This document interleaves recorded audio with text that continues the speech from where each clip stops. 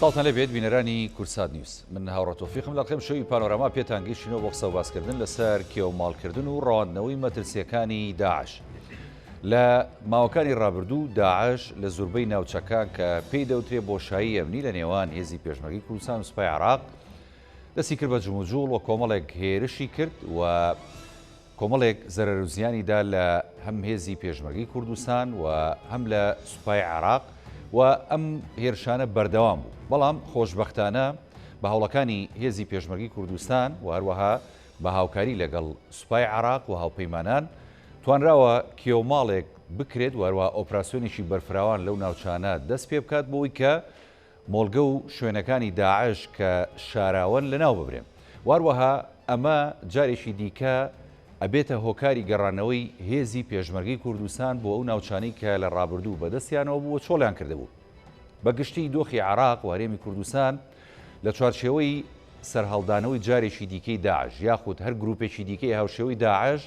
بەچی دەگات تا چەند ئەم دۆخە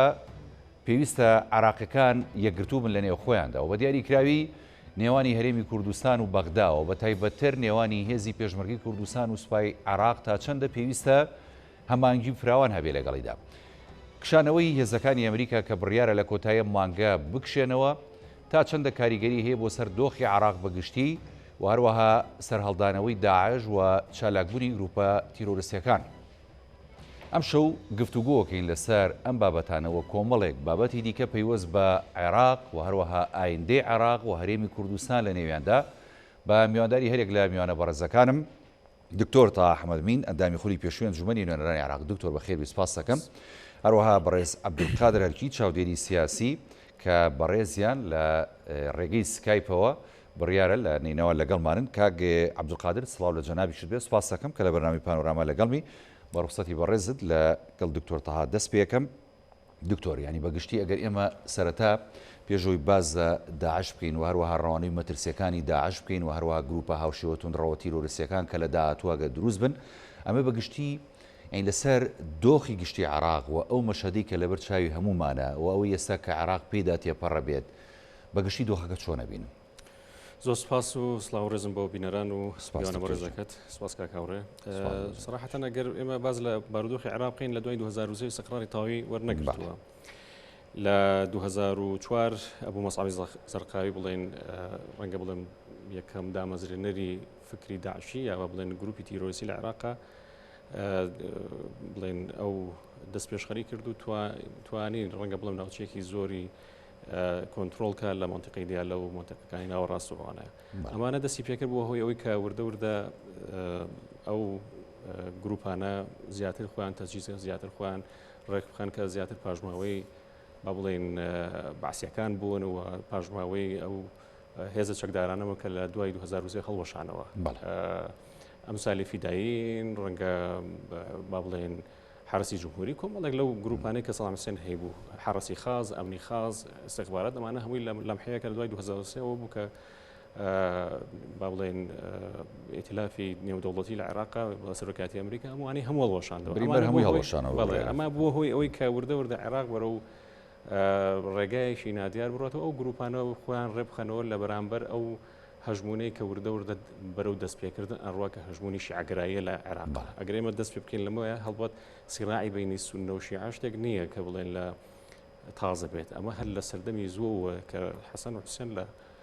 عێراقا شەهید ئەکرێن و ئەوانەیە تر ئەمە زیاتر قوڵە بێتەوە وردە گەیشتوتە بەم حەدی ئێستا و لە چاخەکانیەوە ڕاستە لە عەسری تازەیە لە دوایەوەی کە عێراق تەشکیل لەبێت لە 1920 ئەمانە ینی بە کۆمەڵی پرۆسەی زۆرە تێپەڕیوە هێشتا و ئاگرا هەر بەردەوامە و لە یازالیش هەر هەیە یعنی لەبەرەوە ئەگەر بەگشتی سەیری عێراق بکەی سەیرەکەی عێراق کۆمەڵە تەوائیف و کۆمەڵی مەزاهب و کۆمەڵێک با بڵێن عێرق و قەومیاتی تیان لە نێوانیان هەکە کوردەکە گەورەکەیانەوە بڵێن لە دوای عەرب و لە نێو عەرەبی شەس و نەو شیعەکان و شیعە بە دەرەجەی یەکەم و سونەش بە دەرەجەی دووەم کە وەکو بڵێن ژمارە و پێکاتێک لە عێراقا هەیە ئەمانە هەمووی بڵێن ڕەنگە بڵێم ئەو بڵێن ڕگوڵیشە تاریخی مێژوویە کە لە نێوان شیعە و سونەیە کە نەیتوانێ مەسەلەن مێژوو وردەوردەکی بکاتەوە لە یازالیش هەر بەردەوام بە شێوک و بە شکلێکی تازە ڕەنگە بڵێم دوای ئەگەر دامەزرانی حیزبی داوا بە سەرۆکایەتی محەممەد باقر سەدر لە 1956 ئەوانە کە دوایەوەی با بڵێن زوباتی ئەحرار بە سەرۆکایەتی عەبدولکەریم قاسم و ئەوانە هاتنە پێشەوە ویستیان ئەم بڵێن هەژمونە تایفی لە عێراق نەمێنە لەژێر پەردەی قەومیەتی عەرەبیە. هەڵبەت سەرکەوتوو نەبوون لەبەر ئەوەی وردە ئەوانەی کە دەسەڵاتیان هەبوو زیاتر سون نەبوون و ئەوانە زیاتر بڵێن زۆربەی بڵێن کون و کەلەبەرەکانی حکومداری لە عێراقا دەستیان بەسەراگرت لەبەرەوە هێشتا شیعە هەر بە شێوەیەکی لاوەشی مایەوە و دەبێت دەسەڵات مایەوە. هەڵبەت دوای 2023 ئەمە ڕێگاکە زیاتر کراوەوە بەوەسمەوەی کە باس لەم با بڵێن ئەم هێنە مێژوویەکەین ئەم مێژووی کە گەین ئێستا باشە بۆ ئەم گروپانە وردە سەر هەڵایەت و یا بۆ ئێستا شیعە با بڵێن کە هاتووە دەسەڵاتی بەسەر عێراق زیاتر هەیە بۆ شێوازش بۆ حکومەکە ینی بەڕاستی بۆ ئاوا بوون بەو دەرەجێ با بڵێن بە شێوەیەکی زۆر با بڵێن توند دەستی گرتووە بەسەر دەسەڵاتە لە عێراق. ئەمە ڕەنگە و ڕیشە مێژوویەکەی کە بە شێوەیەکی زۆر کورتە ئەمە ڕەنگاگەر بگەڕێتەوە سەر بە شێوەیەکی تەفسیلی باسکێت ئەم شتی زۆر زیاتری هەیە. لە دوای 2004ەوە کە گروپی با بڵێن زەرقاوی کە بڵێن دروست بوو ئەمە وردە بناغی داعش لە عێراقا دروست بوو و زیاتر سونەکانیش هاتنە پاڵ ئەم لایەنەوە بۆی بتوانە زەخر لە با بڵێن شیعە بکاتەوە. لە 2005 و 6 و 7 ئەوانە بڵێن شەڕێکی ناوخۆیی لە نێوان شیعە و سونەیە ڕوویە کە بەڕاستی وای لە هاو کە لە بەغدایە بوو بە شەڕێکی زۆر خوێناوی ینی ڕەنگە بڵێن شەوانە 1000-2000 کەس ئەگەر کوژرابێ هەشتن ڕقەمەکان بڵێم زۆر تەئیشیدنی بەڵام ئەوانەی ئێمە بیستمانەوە کە لەوێ بووینەوە ئەزانین کە وەزعەکە زۆر خراپ لەو ساڵەمەیە.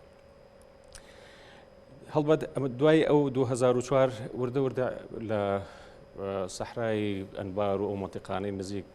سعودیە و یا سووریا و ئەردن و ئەوانە چەند گروپێکی تیرۆریستی وردە گەشاکەن و ناوی خۆیانەنێن بە دەوڵەتی ئیسلامی لە عێراق کە ئەمە دوای ئەوەی بڵێن هێشتا داعش بە تەواوەتی ینی تەکمیلە نەبوو. ئەمانە وردە دەستیان کرد بەسەر کۆمەڵێک بڵێن ناوچەیە کە بە سەرۆکاتی ئەو کاتە ئەبوو ئەیوب مەسریان پێوت کە جێگرەکەی ئەو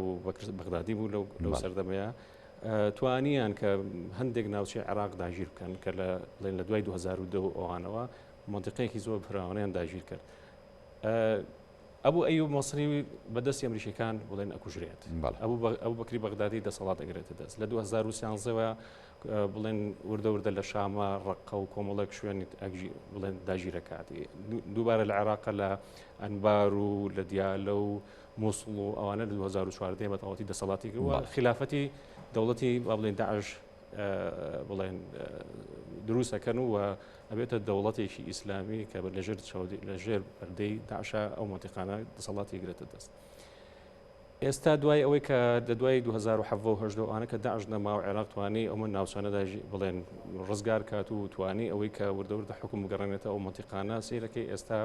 بە شێوەیەک لە شێوەکان ئەو ڕگوڕیشەیەک هێشتا داعش هەرما و هێشتا هەرجوڵەکانیان زۆر بەفراوانیش دەستی پێکردوتەوە و بەداخەوە ینی ئەبینی لەو مەنتیقانەیە کە زیاتر خەڵی تەماسە لە نێوان با بڵێن جێ ناکۆکە لە نێوان حکوومەتی عێراقی و هەرێمی کوردستانە کە هێشتا ئەو مەنتیقانە بەتەواوەتی یەکلا نەبووەوە نەبوو حکوومەتی عێراقی نەبوو حکوومەتی هەرێمی کوردستان هەرچەند حکوومەتی عێراقی دەسەڵاتی لەوێ هەیە. ئەمانە ئەگەر وردە تۆ تێگەشتن بڵێن وردە لی نزیک بین و هەڵبەت ڕەنگە بڵێم هێشتا ئەو معادلەیەک هەیە کە تا ئێستا بە تەواوەتی ڕوو نەبووەتەوە. ئایا مەسەلەکە لێرە ئێرانە مەسەلەکە لێرە سیراعی بینی دوو جەبهەی سونی و شیعە ئێران و سعودیە و خەلیج بینی ئێران و دەوڵەتانی ڕۆژاو و ئەمریکایە کە هێشتا ئەو مەسائلی نەوەوی ئەوانە هێشتا و خلافاتانیان هەیە یاخود ئایا ئەمە مەسەلەکە لێرە دانوستانەکانی ڤێنایە و ئێران ئەوێت بە هەر چۆنێک بڵێن زەخت کات و وردە وەکو معلومات هەیە کە چەند دیوایەکی حەجی شعبی هاتووتە کەرکووکەوە و لە بەرامبەردا ئەمریکا ئەوێت زەختەکە کەم کاتەوە لەسەر ئەو مەنتیقانە و داعش وردە ئەم جوڵانە بکە لە هەڵبەت ئەمانە هەمووی کۆمەڵێک بەرژەوەندی ئیقلیمی و نێودەوڵەتی لەو مەسەلای هەیە. ئەمێنێتەوە ئێمە چۆن بتوانین بەرگری لە خۆمان بکەین بەڕاستی و چۆن بتوانین لە نێوان هەموو لایەنە ئەطرافە سیراعەکانە بە شێوەیەک لە شێوەکان براوە بین یا بە شێوەیەک لە شێوەکان زەرمان کەم بێت. ئێمە لە ڕووی ئەمنیوە لە ڕووی سەربازیەوە بۆ نمونە هێزی پێشمەرگی کوردستان کێسە دەستی کردو بەم کێو ماڵانەوە ئۆپەراسیۆنی فراوانی دەست پێ کردووە. ینی ئەمە کۆتایی ئەهێنێ بۆ مەترسیانە و توانین ڕوبەڕووی تەواوەتی داعش بینەوە مەترسیەکان دوورخێنەوە یاخود نەخێر ئەمە ژێشتە هەر پێویستی بە هەوڵی زیاترە. کاک هاوڕێ مەسەلەکە لێرە تەنیا ئەو نییە تۆ چەند کەسێک یا چەند داعشێک لێوە بکوژیت یا منتیقەیەک پاکیتەوە مەسەلەکە لێرە فکرێکی ئیرهابی هەیە لە منتیقەکەی بە شێوێک لە شێوەکان دەوڵەتان سوودیان لێ وەرگرتووە ئەگەر بینەوە سەر دیسانەوە دوای 2014 ئەوانە کە وردە بڵێن نرخی نەوت دابەزی و وەتاوەتی هاڕێ کرسیرەکەی داعش لەگە بڵێن بە شێوەیەک لە شێوەکان ئەیتوانی یاتوانی بووی کە نەوتی ئەو منتیقانە بڵێن بە قاچاق بەرێت و بیفرۆشی بود دەوڵەتانی ترەوە ئەمانە هەمووی کۆمەڵێک معادلاتی یاخەوە بڵێ مەساڵحی ئیقلیمی و نێودەوڵەتی هەیە کە بە شێوەیەک لە شێوەکان مەسەلەن لەبەر ژەوەندی خۆیان پۆزیانێتەوە. ئایا پرسیارەکە لێرە ئەمەیە داعش لەم حاڵەتی ئێستا لەم کاتی ئێستا کە عێراق حکومەتی تشکیل نەکردەوە کە عێراق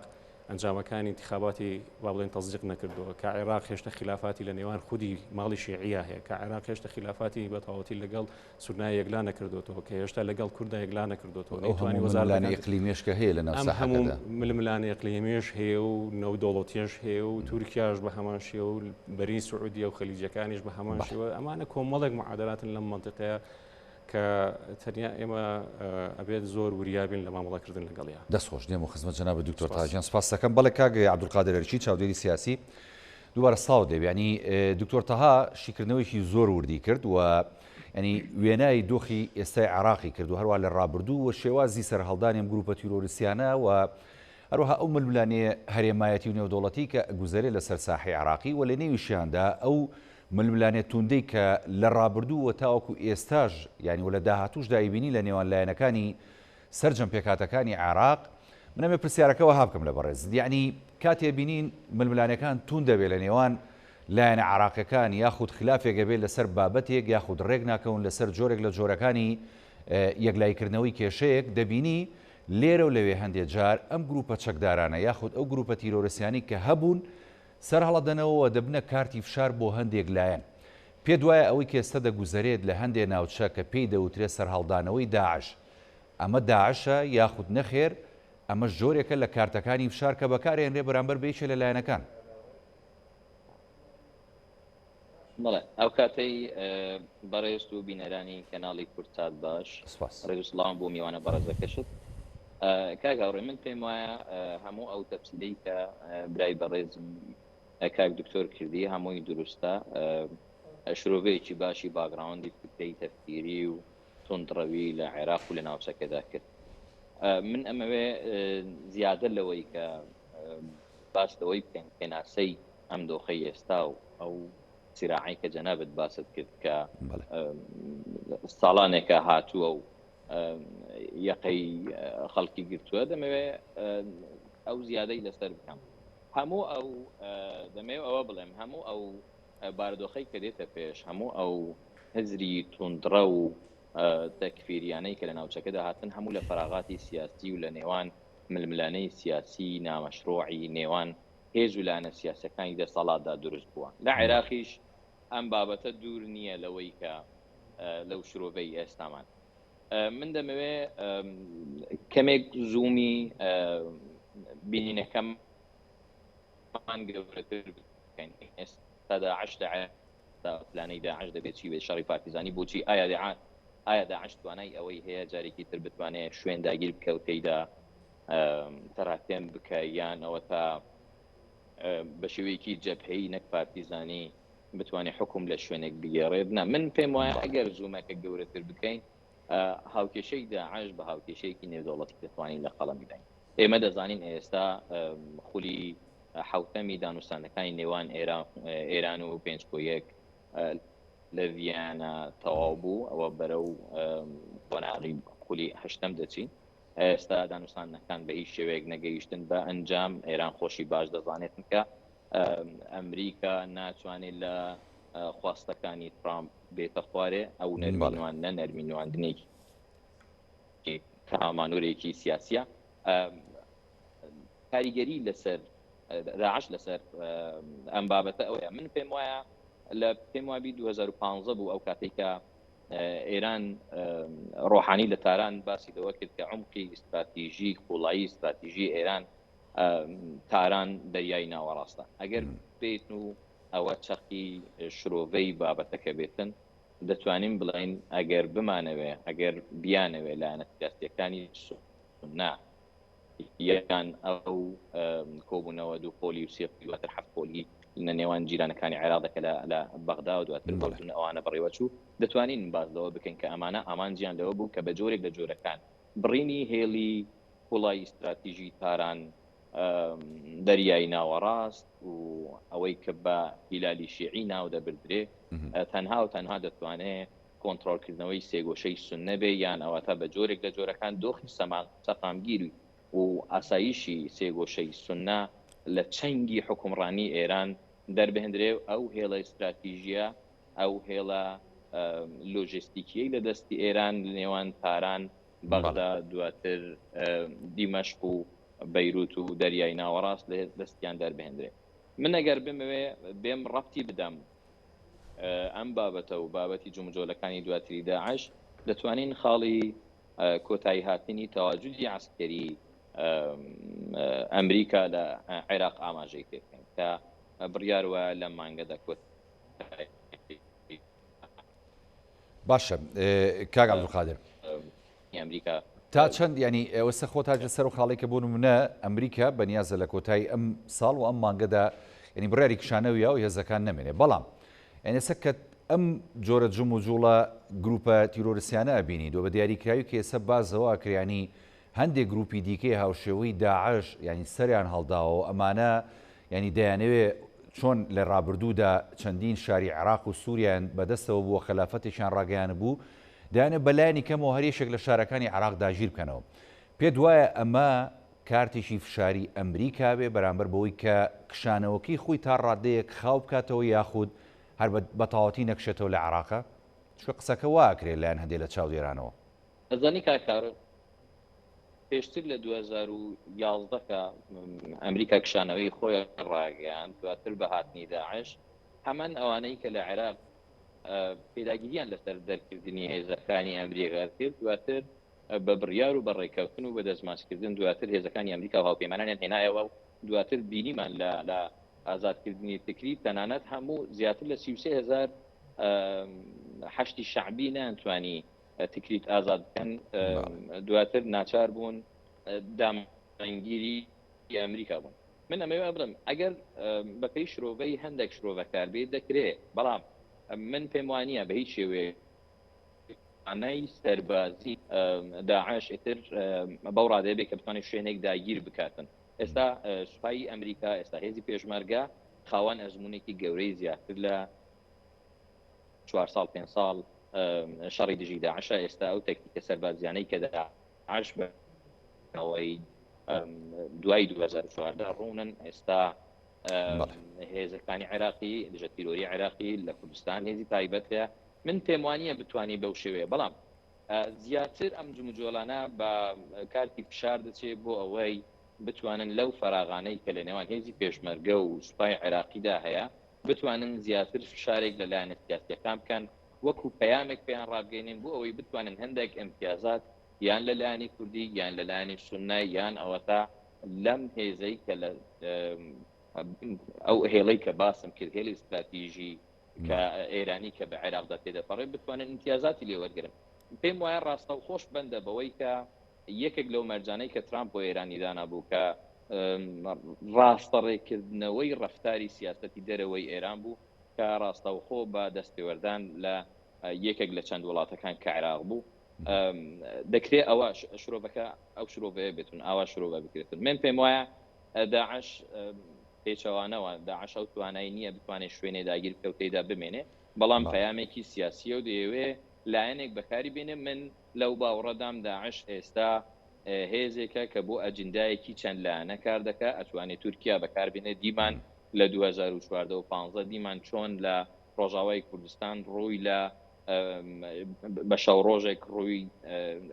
جەبهەکەی دەسوڕاند بۆ لایەکی تر دەڕۆی دیمان لە بەغداد چۆن گەڕاوە لە 38 بۆ 88 دواتر چۆن گەڕاوە شنگال دواتر چۆن هات بۆ کوردستان خۆی لە سەرەتادا هێزێکی تۆکمەی وەکو هێزی داعش لە ڕووی تەکنۆلۆژیای سەربازیەوە هێزێک بوو کە دەگوترا خۆڕسک نەبوو ئەو هێزە نەبوو کە سەردەمی خاعیدە و ئەو هێزە تونڕەوانەی کە دوای 2004 لە عێراق ساڵاشیان هەبوو من پێم وایە ئەم هێزە هێزێک بوو لەلایەن لایەنێکی دروست و بە تەکنۆلۆژیایەکی زۆر پێشکەوت و دروست کرا بوو ئامانجێکی دیاری کراو بەڵام ئێستا هێزێکە کە دەکرێت ئەجندایی چەندین وڵات جێبەجێ بکات دەتوانێت کاتێکی شار بێ بۆ لایەنە سیاسیەکان ئەو لانەی کە بیانەوی ئەمتیاز لە لایەنی بەرامبەر وەرگن لەسەر مێزی گفتوگۆ دوایی چەند هەفتەیەک و چەند ڕۆژێک کە گفتوگۆی سیاسی بۆ پێکێنانی حکوومەتی عێراقی دەست خۆش کاک عەبدولقادر دێمە خزمەت جەنابەت دکتۆر تا ینی بۆ نمونە ئەوەی کە ئێستا وەکو کاک عەبدولقادریش ئاماژەی پێدا ینی ڕاستە داعش سەری هەڵداوەتەوە لە هەندێک ناوچەوە هەندێک لایەنیش دایانەوەکو کارتی فشار یاخود بۆ بەرژەوەندی خۆیان یاخود بۆ دەستکەوتی سیاسی زیاتر لە حکوومەتی ئایندەی عێراق کە پێک دێ بەدەستی بێنن بەڵام ینی من ئەمێ پرسیارەکەم وا بێ هەرچەندە جەنابەت ینی ڕاستە تۆ کەسایەتێکی سیاسی دووە بۆ نمونە ئەندامی خولی پێشووی پەرلەمان بووی بەڵام شێوازی ئەم جاری گۆڕانکاریەکانی تەکتیشی داعش کە سەری هەڵداوەتەوە جیاوازە ینی پێ دوایە ئەوەی کە داعش دەوێت بەدەستی بێنێ زیاترە لەو ئامانجانی پێشووتر کە هەی بوو یاخود نەخێر هەر ئەوەیە کە کارتێکی فشارە بۆ هەندێک لایەن بەکاردێ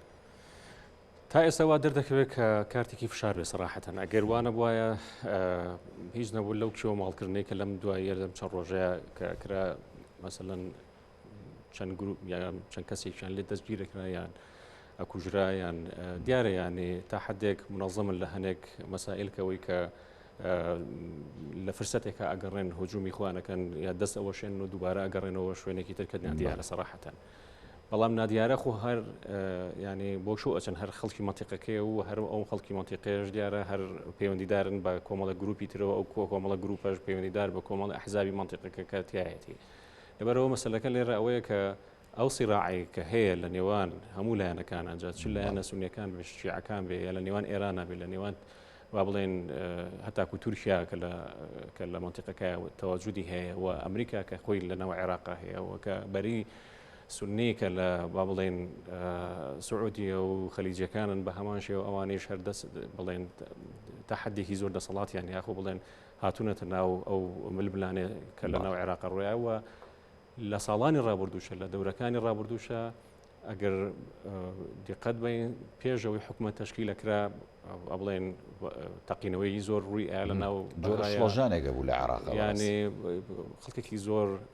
شەهیدە بووە کوژرا بەڵام ئەو کاتە بڵێن ڕەنگە بڵێم تا حدێک ئێران توانی بووی کە کۆنتترۆلی ئەو باڵا دەست بێت باڵا دەست بێت لە مەنتیقەکەی ئەوە حکومیەوەی کە قاسمی سلێمانی هەبوو ئەو کەسایەتی کاریزمای هەبوو وەروها ئەمریکاش بە هەمان شێوە پێشەوەی حکومەت تشکیلکرێ ڕەنگە دوو بە دوو پێشتردا ئەنیشتن یاخود اتفاقێکی ژێرا و ژێریان نەکرد و حکومەتەکە تشکیلەکەەوە بەڕێکرا بەڵام تا ئێستاوان نیە ئەم قۆناغە جیاوازە دکتۆر بەڕایتۆ مشکلەکە لەوایە تا ئێستا ئەوەی نە حکومەت با بڵێن هیچ هینی باوادرێکی تیان نیە حکومەتێکی ئینتیقالی نیە حکومەتێکی با بڵێن ئەوە نییە بڵێن کە دیار بێت بەوەی کە بڵێن جێگیر کردیماکەی دیار نییە نازانیت هیچ شتێک نبینێ لەوەی کە ئایامە اتفاقیان کردووە نیان کردووە سەرباری هەموو ئەوانەی ترش ئەنجامی هەڵبژارنەکان تا ئێستا با بڵێن موافقەتی نەکردو لە تەزیق نەکراو لە محکەمەی اتحادی کە ئەمە تا ئێستا شەر بۆ خۆی هەر علامەتی ئیسفامی لەسەر گروپەتون ڕەوە شیعەکان تا ئێستا هەڕەشاکەن هاتوونەتە بەوەی کە داواکە لە محکەمەی اتحادی با بڵێن ئەنجامەکان هەڵوەشێنرێتەوە و هەتاکو بەوەشەوە نەوەستاون کە ئەبێت دیسانەوە پەرلەمانی پێشوو خولی پێشوو سەر لە نوێ بەگەڕ بخرێتەوە بە قەرارێکی لە بڵێن لە خولی جەنابتان کاتیاندان پەرلەمان بڵێ یعنی ئەمانە هەمووی بڵێن ئەم داواکاری ئەم گروپانەیە کە بەڵام ئەخرم داواکاریانە لە ڕووی دەستوریەوە دەستورین یعنی کە دەکرێسە ئەم لایەنانە دەسەڵاتەکان فشار بکەن ئەمانە دەسەڵاتەکان لە وەردەستی محکەمەی اتحادیە محکەمەی اتحادیە توانێت بڵێن بڕیاریەک لاکەرەوە ئەوە توانی بڕیاریەک لاکەرەوە بە یا ئەوەتانێ ئەنجامەکان قوبولکە یاوەتان ئەنجامەکان با بڵێن ڕەوسکاتەوە بەڵام تا ئێستا ڕەنگە بڵێم ئەو جدیەتە پێوە دیار نییە کە ئەنجامەکان ڕەت بکرێتەوە لەلایەن چکە بە حکمیەوەی کە با بڵێن کۆمەلگای نێودەوڵەتیش ڕقیبە بەسەریەوە ئاخر تقریب لاسخارد ئەوەیە کە بڵێن هەڵبژاردنەکە پرۆسەکە بە شێوەیەکی گونجاو بڕێوە چوە و هیچ بڵێن خروقاتێکی ئەوە توی تیان نەبوو بڵێن ئەوەی لە تقریرەکە هاتووە لەبەرەوە چاوەڕوانەکرێت ئەوەی کە گروپەکان ئەیکەن تا حدێک ئەو فشارە بێت کە بەسەر حکوومەتی عێراقیایکەن یاخو بڵێن لە ئەو لایەنە براوەکان ئەیکەن کرد لە ناو هەڵبژاردنەکانە دەرەجێ ئەیانەوێت حکومت پێبێنن مشکلەی لایەنەکانیش کە براون ئەوانیش ئەیانەوێت حکوومەتێکی زۆرینە پێک بێنن کە ئەمە پێچەوانی هەموو ئەو عروف و بڵێن لێک تێگەشتانەیە کە لەێوان هەموو پێکاتەکانە پێشتر کراوە کە لە حکوومەتەکانی پێشووە ئەنجام درراوبەوەی کە حکوومەتێکی ئیتلافی وەتانی نیشتیمانی دروست بکرێت لەبەرەوە سەیرەکەی سەدر بۆ خۆی ئەگەر حکوومەتی زۆرینە پێک بێت بۆ عێراق مەترسیە و ینی جارێکی دیکە پێکاڵپژانی نێوان لایەنەکان زیاترەکەەوە چاوەڕانکراوە بێت مشکلی حکوومەتی زۆرینە ئەوەیە کە تۆ کۆمەڵە لایەن تەهمیشەکەی کاک هەوڕێ کە تۆ لایەنەکانت بەڵێ کە تۆ لایەنەکانت تەهمیش کرد هەڵبەت ئەوان مەساڵحیان هەیە کۆمەڵێک بڵێن قاعدەی خۆیان هەیە لە ناو خەڵکە و ئەوانش ڕەنگە بڵێن پەیوەندیدارمە کۆمەڵێک ئەجندایی ترەوە کە لە مەتیقەکە هەیە ینی ئەمانە هەمووی کۆمەڵێک پرسیارە کە یاخۆ بڵێن کۆمەڵێک معادلاتی ترە کە لە ناو خودی خۆی بڵێن شیعەکانە تەواجودی هەیە سەدریش بەڵام تا ئێستا هیچ نەرمیەکی ئەوێداگرە لەسەر حکوومەتی زۆرینەی نیشتیمانی هیچ نەرمیەکی نەنوان بۆی کە ئەگەر حکوومەتێکی ئیتلافی وەتانی نیشتیمانی دروست کرێت لە عێراقا کە بەداخەوە ئەمە ڕەنگە بڵێن هەندێک لایەن هەیە تیا زەرمەند دەبێت لە هەموو قومێتەکانە بڵێن لە هەموو پێکاتەکانی تری عێراقا بەڵێ مەسلەی ئەو ڕێکەوتنەی ئێران و ئەمریکا کە ینی تا ئێستا هیچ ئەمەلێک نییە بەڕاستی چکە ینی ئەمریکا بێهیوا بوو لەو دانیشتانی کە پێشتر کراوە بەڵام بڕیار ینی خولێکی کە دەست پێ بکاتەوە گەر ئەمریکا و ئێران ینی لەسەر مەلەفی ئەتۆم گەیشتە چارەسەرێک ئەتوانین بڵین ساحەی عێراقی و ئەو ململانێتوندەی کە ئێستا هەیە لە نێوان لایەنەکان و هەروەها دواکەوتنی پێکەنانی حکوومەت و هەروەها ینی مسادقەکردنی ئەنجامی هەڵبژاردنەکان ئەمانە خێراتر ئەبێ و ئەتوانین بڵین ینی عێراق ئەو مەشەدە سیاسی کێسایی بین و ئەو بەرکەوتنە توندانی کە هەیە لە نێوان لایەنەکان بەرەو خاوبوونەوە چێ کاگاوڕە مەسەلەکە تەنیا هەر ئەمریکا و ئێران نییە لە منتیقەکەیە و لە سیاسەتی شە بڕوا ناکەم شتێک هەبێ کە بەناوی ئەوەی کە بڵێ بە تاوەتی بێ ئومێد بوون لە پرۆسەکە هەیە دایمەن مەساڵح و بەرژەوەندی دەورە بینێ لێرە لە قۆناغێکە ڕەنگە مقایەزەکردن دروست بێت احتیمال لەم قۆناغی ئێستا ئێران براوە بێت بەمانەی ئەوە ناکە براوەیە لە شەڕەکە براوەیە لەوەی کە ئەتوانێت مەسەن بگاتە تەفاهمێت لەگەڵ زلهێزەکانە چکە ئێران بۆ خۆی قوتیشی ئەوە گەورە نییە کە بڵێن بتوانێت خۆی لە قەری ئەو زلهێزانەمە کە ئێستا بڵێن هەموو عالمیان بەدەست دەسەڵاتی هەمە سەر هەموو عالەما هەیە ئەمە بڕوا ناکەم شتێکی لە بابەتە هەبێت بەڵام دائما لە قۆناغەکانی تریشە شتی تازەترێتە پێشەوە مەساڵحی تر تازەتر بێتە پێش مەسەلەکە لێرە کە ئەڵێم تەنیا ئێران و ئەمریکانیە مەسەلەکە لێرە تۆ ئەی سعودی چی لەکەی ئەی خەلیجەکان ئەڵێن چی مەسەن ئەی تورکیا لەسەرەوە مەسەن کۆمەڵێک شوێنی داژی کردووە ئەوە لە عەفرینە ئەوە تا تقریبا قوڵایی 40 کیلومتر 40-50 کیلومتر هاتوتە ناو هەرێمی کوردستانەوە یعنی کۆمەڵێک قەتەر و ئیماراتی شتیلێکی کە لەم دو هاوکێشەی عێراق ئەوانج ڕۆڵیانە بوو بەڵێ بەتەکیت ئەمانە هەمووی داوای پاراستنی مەساڵح و بەرژەوەندەکانی خۆیانەکەن بە تایبەتی ئێستا کە ڕەنگە بڵێم وردە وای لێ هاتوو کە قەتەر ئەوێت خەتێکی بڵێن تیجاری قەتەر و بڵێن ئیمارات و خەتێکی تیجاری بەناو عێراق تێپەڕێ بەرەو ئەوروپا بڕوات ینی ئەمانە سیرەکەی و هەروەها لە مەنتیقەکە دیسان سینەکان و چینەکان هەن کە ئەمانیش ینی ئەیانەوێت ژوندی خۆیان پارێزن بڵێ ینی ڕێگای حەریری پێوترێ ئەوانیش یانەوێت بێنە ئەو مەنتیقەیە وردە بەرژەوەندەکانی خۆیان زیاتر سقامگیرکەن و بتوانن ینی حسەیشان هەبێت لە مەنتیقەیە ململانەی شەرقی ئەوساد بڵێن ڕۆژهەڵاتی ناو ململانێکی زۆر توندە یعنی بەڕاستیکردن ئەستەمەوەی بەڕاستی لە لەحەزاتە شتەکان ئەگۆڕێ لە لەحەزاتە مەساڵحەکان ئەگۆڕێ لە حەزاتە بڵێن ڕێکەوتنەکان ئەگۆڕێ لەوان هەموو لایەنە اقلیمەکانی ئەم مەنتیقەیە و لایەنە زلهێزەکانیش بە تایبەتی کە رووسیاش هەیە یعنی ئێمە لە بیرمان چوو یعنی ئێستا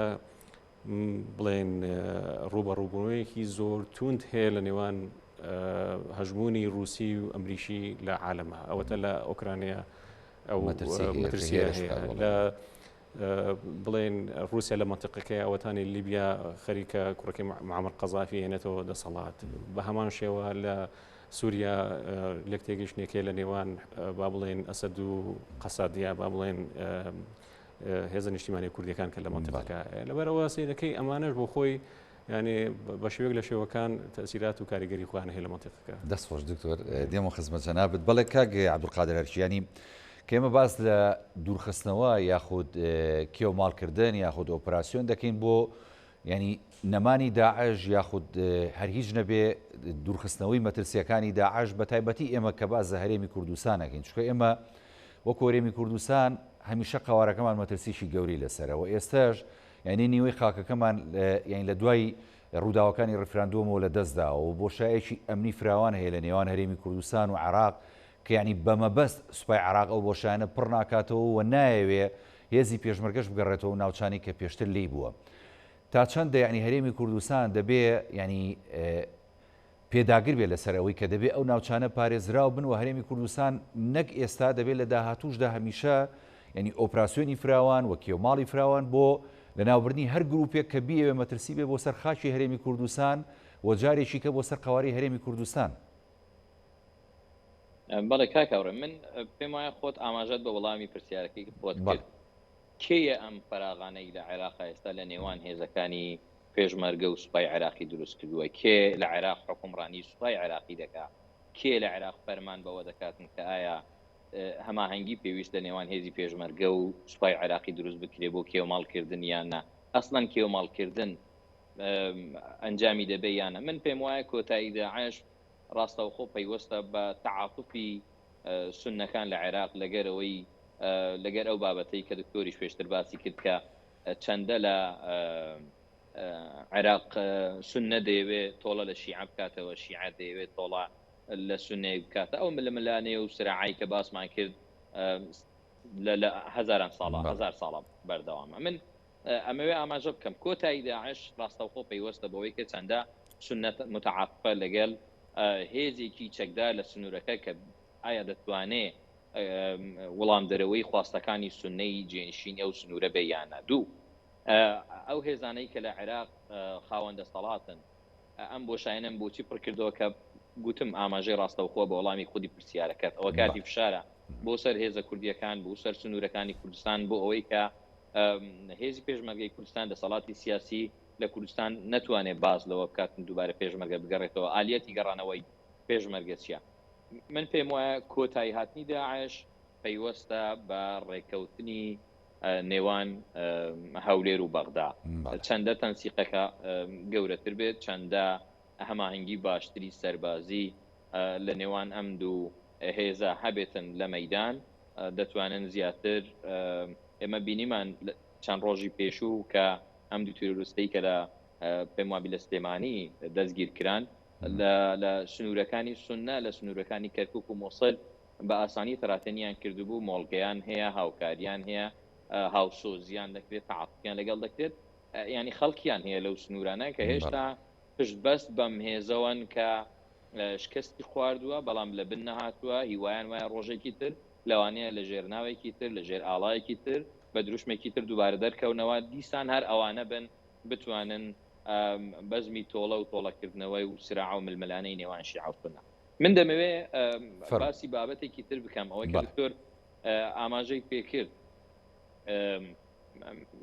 پێم وایە زۆر بابەتمان لەبیر کرد وەکو دکتۆر گوتی رووسیا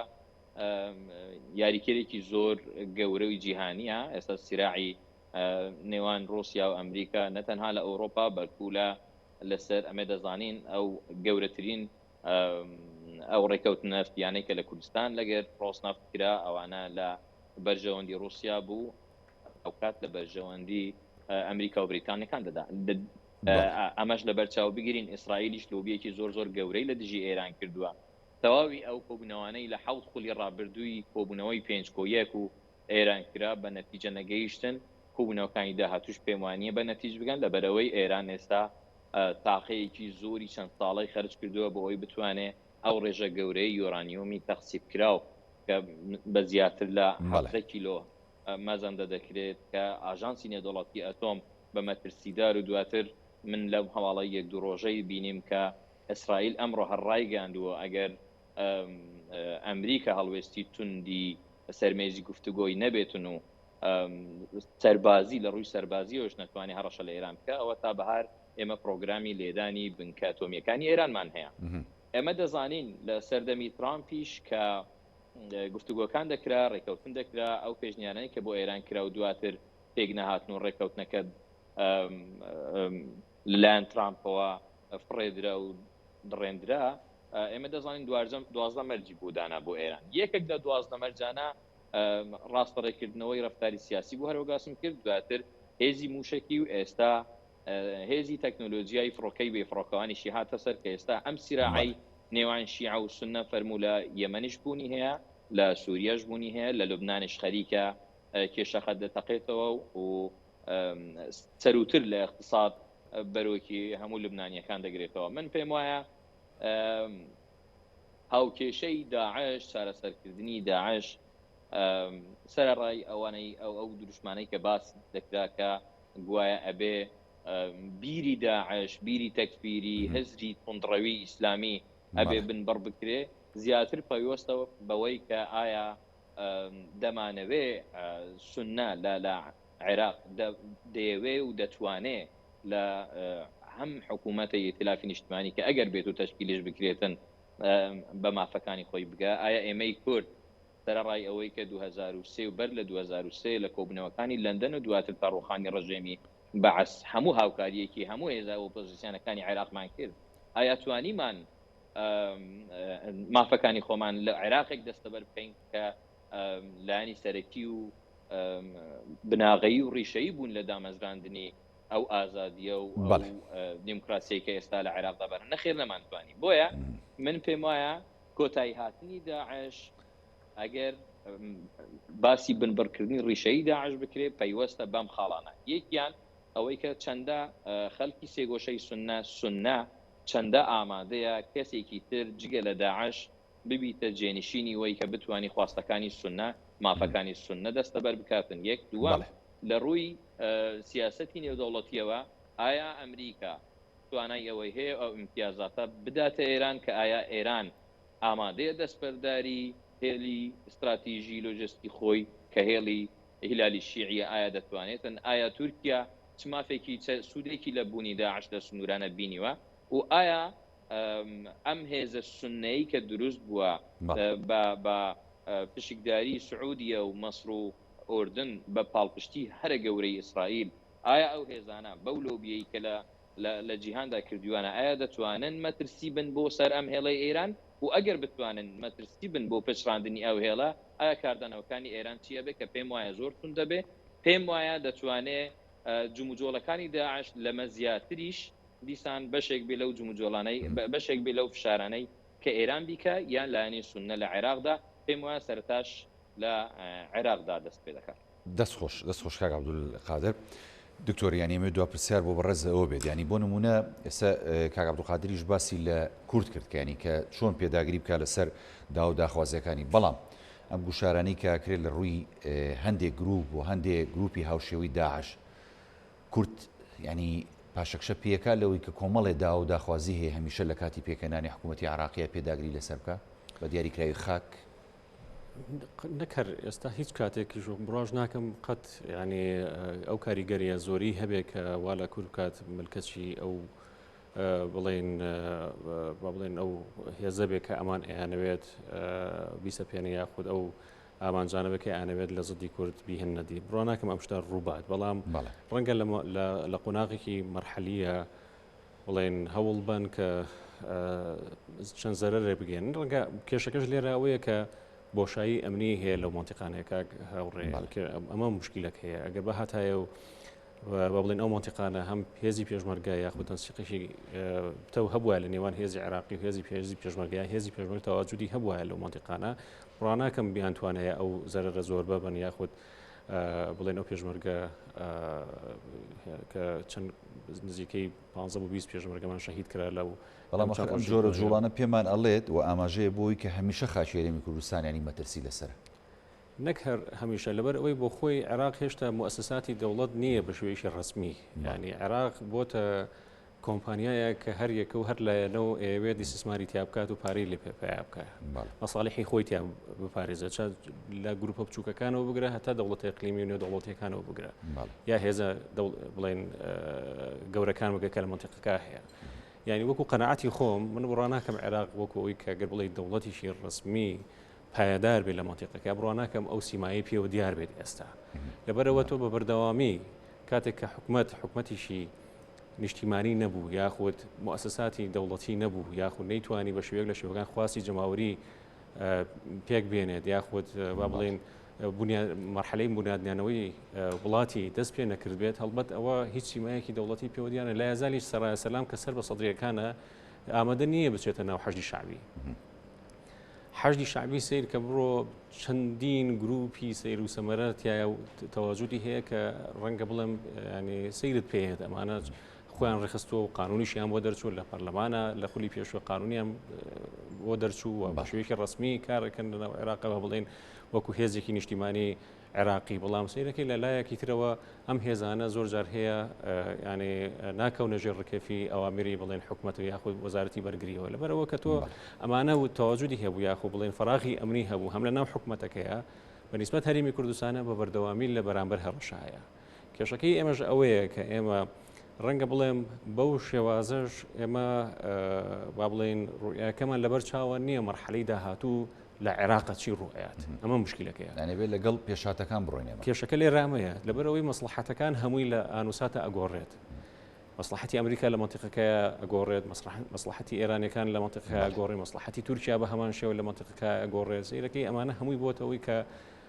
هەژمونێک دروست بێت لە ناو عێراقە کە پایەکانی دەوڵەت لە عێراقە بە لاوازی و بە شل و شێوایی بمێنێتەوە لەبەرەوە زۆر گرنگە بە نیسبەت ئێمەوە کە تا ئێستا با بڵێن بە بەردەوامی لەژێر هەڕەشاین ئێمە هەوڵ بین بە هەر چۆنێک بێت لەم مەرحەلەیە خۆڕاگر بین و بتوانین مەسەلەن تا حدێکی زۆر باش لەبەرەوەی ئەگەر بمانەوە نەمانەوێت بەشێکی لە عێراق دەستوریەن قانونیەن با بڵێن هەرێمیشی فیدرالین و مافەکانمان تیان جێژیر کراوە و لە هەموو ڕووەکانی تریشەوە ماوەتەوە ئەوەی کە ئێمە چۆن بتوانین لە مەرحەلەکانی داهاتووە ئێمە کار بۆ بکەین کە ئەو ناوچوانەی کە جێناکۆکەن تا ئێمە ئەمانە یەکلا نەکەینەوە بە شێوەیەک لە شێوەکان بە تەوافق لەگەڵ لە هەموو لایەنەکانە جاچێ پێکاتەکانی ناو کەرکووک بێ یا منتیقانە بێت یاخود پێکاتە ئاینی و مەزەبیەکان بێت لە منتیقەکە چۆن ئێمە بتوانین حەق و مافیان بۆ تەمینکەین چۆن قەناعەت بە هەموو لایەنەکانی ترکەین و لایەنەکان کە ئەڵێم لە ناو عێراقا لایەنە شیعی و سوننیەکان زائیدەن ئەو لایەنانەی کە ئیقلیمین دەرەکین و نێودوڵەتیشن